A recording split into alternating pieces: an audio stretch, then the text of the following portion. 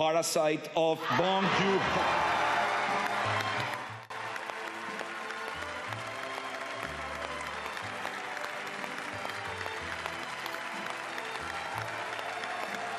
열두 살의 나이에 영화 감독이 되기로 마음먹었던 되게 소심하고 어리숙한 영화광이었습니다. 예. 이 트로피를 이렇게 손에 만지게 될 날이 올 줄은 상상도 못했습니다. 예. Merci beaucoup.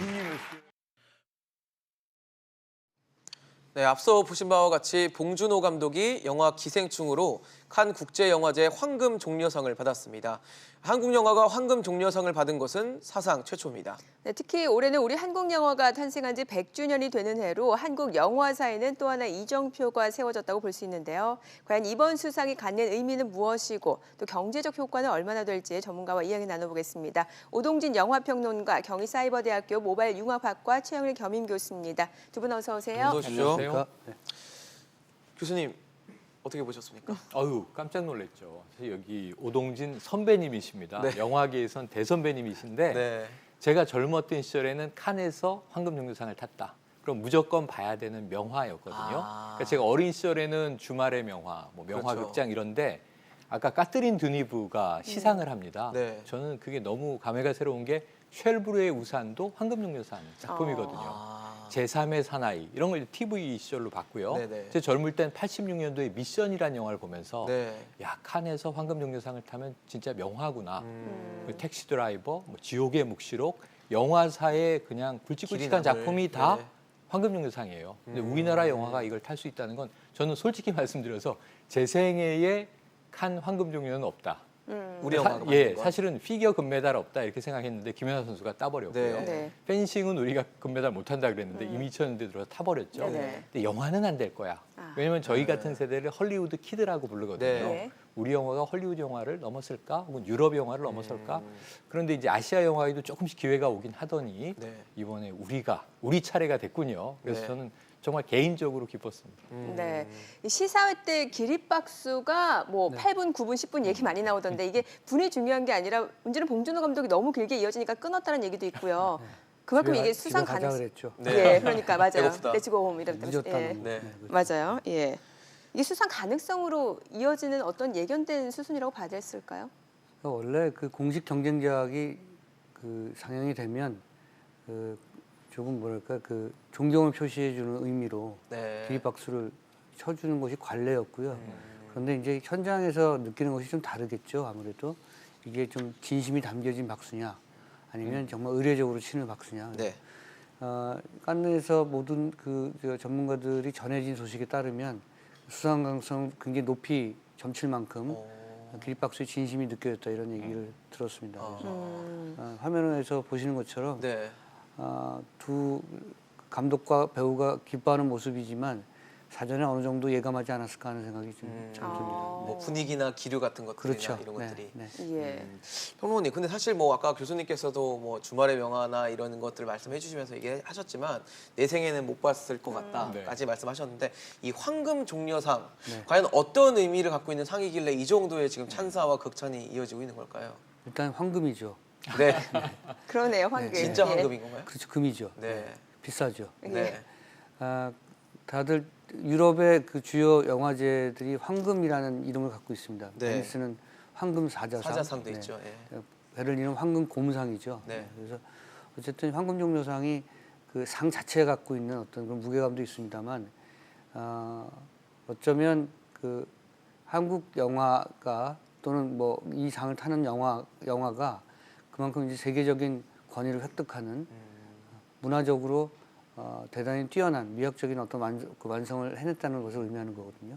저는 그 한국 영화가 뭐 우리 최영일 평론가는 우리 생엔 황금 종려상 못할 것이다 이렇게 예상했다고 하시지만 제 생각에는 굉장히 어려운 길을 걸어온 한국 영화입니다. 그동안 스크린 독과점 문제도 굉장히 심했고요.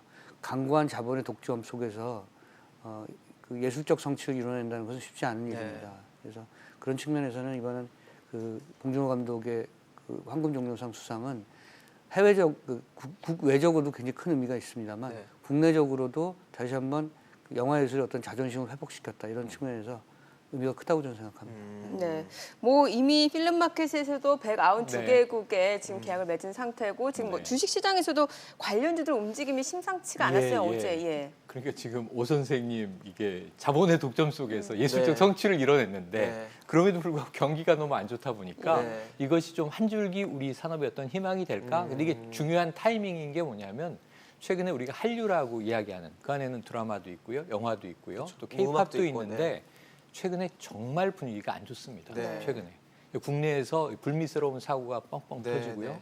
막 엊그제 보셨겠지만 구하라 씨의 뭐 극단적인 네. 선택 시도, 그렇죠, 예. 그리고 잔나비 사태, 네. 그리고 최근에 버닝썬으로 이어진 이 정말 수많은 이야기들, 네. 마약과 성매매와 뭐 이 횡령과 다 등장하지 않습니까? 네.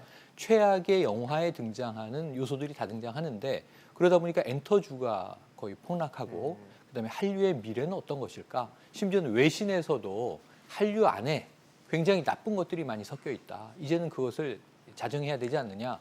한류를 하는 엔터테인먼트 기업들의 내부 구조가 상당히 불투명했다라는 것을 이제 또 반증해주고 있어요. 외국에서 막 꼬집고 있었습니다. 그런데 한류를 이끌어가는 이제 유일한 지난번에 여러 주 전에 제가 와서 말씀드렸던 것 같은데 네. BTS 정도가 네. 한류를 끌어가고 있구나. 그쵸. 이제 웸블리 공연 6월 초에 앞두고 있단 말이죠. 네. 그런데 영화계에서 이런 쾌거가 터져서 지금 관련 주식, 뭐 바른손이라든가, 올라가는 분위기네요, 네, 또 CJ ENM이라든가 네. 지금 관련 주식들이 급상승하고 있습니다. 그러면서 엔터테인먼트가 또 이렇게 터지는 수가 있구나. 네. 그러니까 말씀하신 대로 지금까지 역대 최고 기록이 2017년이죠. 박찬욱 감독의 아가씨. 네. 이게 176개국 필립마켓에서 선판매가 됐던데 네네. 최고 기록이었는데 이번에 이제 칸에서 선판매된 게 192개국. 예. 그렇다면 뭐 200개국 이상이 앞으로 이 영화를 배급하게 될 가능성이 높은데요. 네. 이 아가씨 때를 기억해 보면 제 기억에 북미에 개봉하고 17주 만에 200만 달러 돌파 소식이 와. 나왔어요. 와 그러시지만 네. 이게 한화로 환산하면 요즘에 큰 돈이 아닙니다. 아, 그런가요? 네. 그럼에도 불구하고 우리나라 영화가 미국에서 상영이 돼서 그러니까요. 그 정도 쉽지 수익을 않은데. 낸다는 게 쉽지 않은 거죠. 네. 저는 조금 이번에는 더 기대해 볼 수 있지 않을까. 음. 이 쾌거가 경제 효과에도 좀 아주 긍정적인 시그널로 작동하기를 한번 기대해 봅니다. 네. 많은 그 사업을 하시는 분이 그런 얘기 하거든요. 네. 특히 이제 영화 쪽이나 드라마 쪽에서 사업을 하시는 분이 예술하지 마라 이러거든요. 맞습니다. 너무 힘들고 돈못 본다, 네, 돈도 이러거든요. 못 벌고 뭐 이렇다고. 이번 기생충의 그 가장 놀라운 그 뭐랄까 성취점은 예술을 하면 돈을 벌 수 있다 이런 것을 증명해 주는 아, 거죠. 그 그러네요. 예술을 해도 돈을 벌 수 있다. 네. 예. 이런 것들은 굉장히 중요한 전기점이 될 것 같아요. 그래서 앞으로 그 한국에서 영화 비즈니스나 영화 사업을 하시는 분들께서도 사고의 전환을 좀 하실 필요가 있다. 이런 이번 것들 기회가 보여주는 될 수도 대목이죠. 있겠네요. 네, 네. 네. 사실 본격적인 얘기로 좀 들어와서 이제 봉준호 감독 같은 경우가 이 영화 기생충에 대해서 이 지극히 한국적인 정서를 담고 네. 있기 때문에 사실 해외 감독들과의 어떤 공감을 사기 어려울 것이다라고 네. 뭐 모르겠습니다. 지금 상황에서 봤을 때 좀 엄살 같은 느낌이긴 한데 그 어떤 부분이 심사위원들에게 좀 가장 어필을 해서 이렇게 극찬을 받고 상을 받을 수 있었을까요? 내용을 말씀해 주시면 안 돼요. 자칫 한번 이게 스포일러가 되기 네. 때문에 예. 나중에 보고 내일 모레 싶거든요. 개봉을 하죠. 예. 네. 항상 뭐 특수가 보편을 규정하고 보편이 특수를 규정하고 뭐 그러죠. 가장 특별한 이야기가 가장 보편적인 이야기. 네.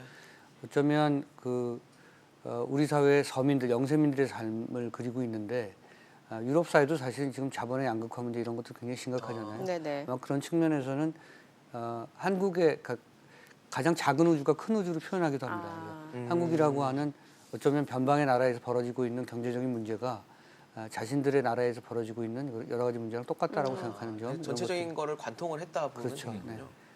그 공감대가 굉장히 넓었다는 얘기겠죠. 그러니까 그 봉준호 감독의 선택이 올바랐다는 얘기도 합니다. 그러니까 가장 한국적인 얘기가 가장 특수한 얘기가 가장 세계적인 세계적인 얘기가 된 거죠.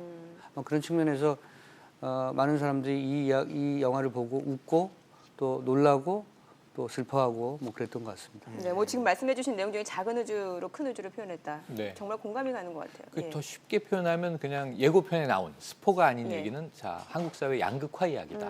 네네. 요즘 가장 가난한 백수 가족과 네. 가장 이 부자인 초상류층 가족이 어떤 접점에서 만난다는 거죠. 그 이제 과외라고 하는 팁은 네, 지금 네. 다 공개돼 있는 거고 네. 거기서 어떤 에피소드들이 벌어질지가 너무 궁금한 거예요. 그러니까요. 네네. 대통령께서도 궁금하다고 하셨는데 네. 우리 모두가 궁금하죠. 그런데 저는 이게 지난해 수상작을 보면 일본에서 가져갔어요. 지난해거든요. 히로카즈 감독이 어느 가족이라고 가져갔는데 국내에서 정말 흥행이 안 됐습니다. 그런데 마니아들이 있어요. 이 네. 영화가 너무 따뜻해요. 그러니까 뭐냐면 가족이 아닌데 남녀노소가 가족처럼 모여 살고 버려진 아이 또 버려진 노인 그런데 그들은 행복해요. 근데 사회에 우리가 정상이라고 생각하는 관점에서 보면 네. 문제가 많은 범죄적인 가족인 거예요. 지금 범죄 집단으로 이제 취급이 됩니다. 네네. 그런데 이 사실은 기생충도 크게 다르지 않은 연장선에 있을 것이다. 그 전에는 이게 켄 로치라는 영국 최고의 노장 감독의 네. 나 다니엘 브레이크라는 이제 수상작이 있는데 네. 그것도 영국에서 이제 은퇴한 노인들의 삶을 그린 거예요. 그러니까 어찌 보면 이게 우리가 흔히 얘기하는 영화에서 표현하는 주인공들의 소외. 그들이 우리가 인싸라고 부르는 사람들이 별로 주인공이 아닙니다. 대부분 다 아웃사이더들이죠. 네. 근데 그들의 삶을 그려내면 대중이 열광을 해요. 왜냐하면 사실은 우리 모두 인싸가 되고 싶지 않습니까? 네네. 그렇죠. 그래서 우리가 이제 늘 스냅챗 같은 거 찍어서 인스타에 올리고 그러는데 네, 네. 그럼에도 불구하고 영화 속의 주인공들은 늘 우리 사회에 소외된 인물들이 다수란 말이죠. 그래서 그 교감을 만들어내는데 예. 기생충이 우리 사회에 우리가 뻔히 알고 있으면서도 보지 않으려고 했던 부분들을 막 뒤집어내 주지 않겠는가. 네. 거기에 대해서 좀 사회적 담론이 활발해진다면 아까 오 선생님이 말씀하신 정말 예술을 해도 돈을 벌 수 있다라고 하는 것이 우리 사회의 아픈 면들을 우리가 자꾸 이야기해야 우리 사회의 건강성이 회복된다라고 네. 하는 또 다른 담론으로 연결할 수 있지 않을까 생각을 해봅니다. 네.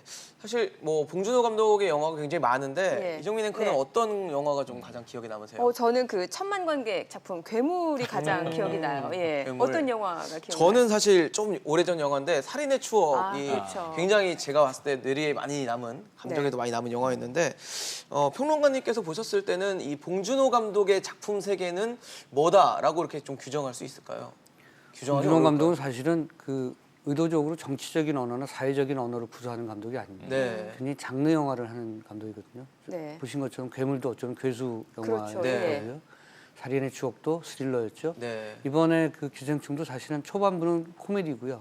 후반부는 스릴러입니다. 그러니까 어쩌면 가장 대중적인 언어를 구사하면서 우리 사회 구석에 있는 그 여러 가지 어려운 점들, 그 명암을 잘 비추는 그런 감독인 거죠. 가장 정치적이지 않은 척, 어쩌면 가장 정치적인 영화를 만드는 감독이 봉준호 감독이고 그런 측면에서 한국의 영화 감독 중에서 가장 뭐랄까요 똑똑한 영리한 감독이라고 저는 생각합니다. 영리한 감독이다. 자, 그런데 사실 이게 외국 영화를 보다 보면은 우리 네. 정서에 안 맞을 때가 있잖아요. 그래서 사실 우리 영화가 과연 이렇게 글로벌 관객을 공감시킬 수 있을까라는 의문이 들 때가 있는데 이게 어떻게 보면 또 봉준호 감독의 내공이 느껴지는 영화였기 때문에 가능한 게 아닌가라는 생각도 들고요. 이야기를 잘 짜거든요. 예. 네. 그러니까 일단 모든 영화는 전면에 스토리가 있어야 되고요. 네. 그 스토리로 그 관객들을 끌어모아야 되는 그 흡입력이 강해야 되는데 봉준호 감독의 영화가 갖고 있는 특징이 바로 그런 겁니다. 그러니까 스토리가 일단 너무 재밌고 거기에 몰입할 수밖에 없고 그런 과정에서 자기 자신과 그 등가 비교를 하게 되겠죠. 자기 자신의 처지와 영화 속의 그 인물들의 처지와 아마 그런 측면에서 그 관객들이 갖고 있는 그 영화에 대한 어떤 싱크로율이랄까요? 이런 것도 굉장히 강한 영화가 봉준호 감독의 영화이기 때문에 네. 이렇게 대중적 공감대를 확보하고 있는 것이 아닌가 싶습니다. 네. 사실 뭐 굉장히 좋은 사실 영예로운 얘기를 저희가 계속 하고 있는데 기사를 보니까 또 영화를 제작하면서 표준 근로기준법을 네, 네, 지키면서 네. 촬영을 했다라고 봉준호 감독이 스스로 얘기를 했더라고요. 아까 이 대담하기 전에 리포트를 보면서 깜짝 놀랐어요. 네네. 우리나라 영화 현장에서 네. 이제 75% 정도가 표준근로계약서를 근로계약서, 이제 쓰고 작성하고 예, 이제, 이 계약을 했다는 것은 최대한 그것을 준수하고자 노력했다는 게 네, 되겠죠. 네. 그래서 이제 과반이 넘어서 4분의 3 정도가 표준근로계약서를 쓰는 영화 네, 네. 현장으로 바뀌었구나. 원래는 안 2014년에는 했던 거죠. 30%. 네. 근데 사실은 30%냐 75%냐가 아니라 대부분의 영화 감독의 스타일, 영화 감독이 이제 사실은 이제 스타일에 따라 다 다른데 네. 봉준호 감독은 상당히 계획적인 감독이에요. 네. 제가 예전에 이제 그 감독이란 무엇인가라는 책을 보니까 네. 감독은 상업 예술을 해야 되기 때문에 이 한쪽 심장에는 아티스트의 열정이 들끓어야 되지만 네. 현장에서는 경영자라는 거예요. 그렇죠. 배창호 감독도 그런 얘기했습니다. 내가 경영학과를 나온 게 영화 감독에 크게 도움이 됐다. 왜냐하면 인력 동원해야죠. 돈 관리해야죠. 그렇죠. 하루라도 더 찍으면 엄청난 비용이 또 몇 달 로스가 동안 영화 생긴다고. 찍는 동안 정말 꿈의 공장이라고 우리가 부르는데 그 안에 밥 제때 줘야죠. 또 이제 노동자에 대한 그러니까 이 미국 헐리우드는 노조 시스템, 영화인 노조가 굉장히 잘 돼 있다고 하거든요. 네, 네. 근데 봉준호 감독이 설국열차를 찍으면서 예. 무려 캡틴 아메리카를 데려다가 아, 그러니까요. 뭐 그다음에 에드 해리스도 데려다가 틸다 스윈튼도 데려다가 이 서구의 명 배우들과 작품을 하지 않았습니까? 네. 그러니까 표준 근로 계약서를 지키기 위해서 8년간 준비했다 이런 얘기를 본인도 합니다. 그래서 그 결과 세계 어디에 내놔도 영화를 제작하는 시스템이 더 이상 이제 과부하 노동 또는 노동 착취 또는 이제 어떤 후진적이지 않은. 비용의 뭐 비계획적인 네. 이제 낭비 이런 요소 없이 찍을 수 있는 과정을 훈련했다는 게 저는 높이 평가하고 싶은 대목이고요. 네. 앞으로 이제 이런 부분들이 100% 우리 영화 현장에 적용되기를 기대해 봅니다. 네. 자, 마지막 거꾸로 얘기하면 그 영화 현장은 그 최저임금 핑계를 대고 있지 않다는 거죠. 아, 네. 예. 지금 한국의 뭐 일부에서는 경제적인 문제를 가지고 최저임금 탓이다 뭐 이렇게 네. 얘기들 하는데 그 강구한 여러 가지 규율들을 지켜내면서도 네. 충분히 그 일정한 성과를 낼 수 있다는 것을 보여주는 대목이니까 그런 핑계를 대고 있지 않다는 것이고요. 뛰어난 감독일수록 네. 예산 방어를 잘합니다. 네. 아마 예. 봉준호 감독이 이번에도 예산을 초과하지 않고 훌륭하게 지켜낸 것으로 제가 잘 알고 있습니다. 마지막으로 좀 여쭤볼게요. 이제 이번 주에 기생충 영화가 개봉을 하게 되잖아요. 네. 근데 보통 이 칸 영화제라든지 국제 영화제에서 수상한 작품들은 뭐 작품성이나 예술성은 뛰어날 수 있지만 일반적인 대중 어렵거나. 입장에서 보면 재미가 네, 없다, 난해하고. 난해하다 이런 얘기도 많이 나오는데 기생충은 얘기 들어보면은 초반에 코미디라고 생각할 정도로 재밌다라고 하더라고요. 어떻게 송강호 예상하십니까? 씨가 워낙 또 그런 연기를 아이러니한 연기를 잘하잖아요. 네. 송강호 씨 연기의 맛이 아마 초반부를 아마 끌어갈 겁니다. 아. 코미디와 스릴러가 사실은 접목할 수 있는 장르가 예. 아니죠. 어울리지 않는 장르인데 이 두 네. 가지가 어떻게 섞이는지를 대중들이 확인하시면서 큰 재미를 느끼실 수 있는 영화라고 생각합니다. 네, 알겠습니다. 오늘 최영일 겸임교수 오동진 영화평론가와 이야기 나눠봤습니다. 말씀 잘 들었습니다. 고맙습니다. 맞습니다.